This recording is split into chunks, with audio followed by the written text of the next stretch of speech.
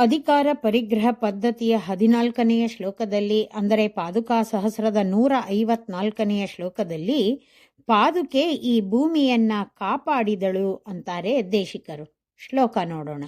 ವಿಶ್ವಂ ತ್ವದಾಶ್ರಿತ ಪದಾಂಬುಜ ಸಂಭವಾಯಾಂ ಯಸ್ಯಾಂ ಪ್ರತಿಷ್ಠಮಿದಂ ಮಣಿಪಾದ ರಕ್ಷೆ ಆಸೀದನನ್ಯ ಶರಣಾ ಸಮಯೇ ಯತಾವತ್ ಸಾಪಿ ತ್ವಯಾ ವಸುಮತಿ ವಿಹಿತ ಪ್ರತಿಷ್ಠಾ.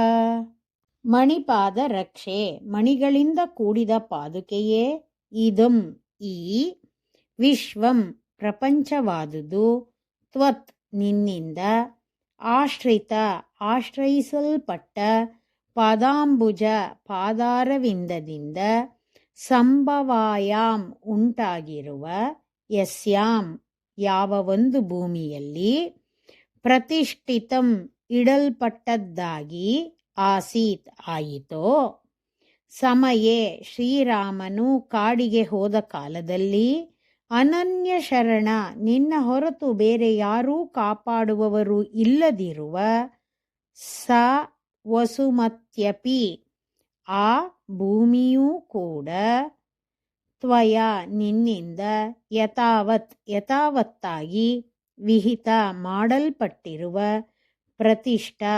ಇರುವಿಕೆಯನ್ನುಳ್ಳದ್ದಾಗಿ, ಆಸೀತ್ ಆಯಿತು.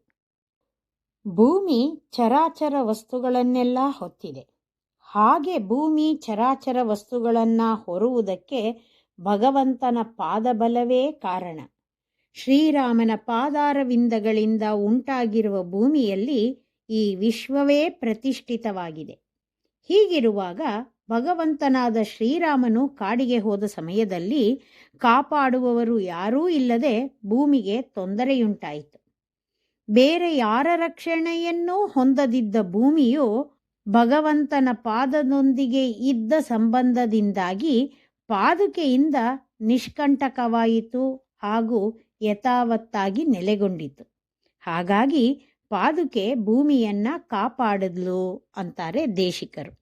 ಶ್ರೀಮತೆ ನಿಗಮಾಂತ ಮಹಾದೇಶಿಕಾಯ ನಮಃ.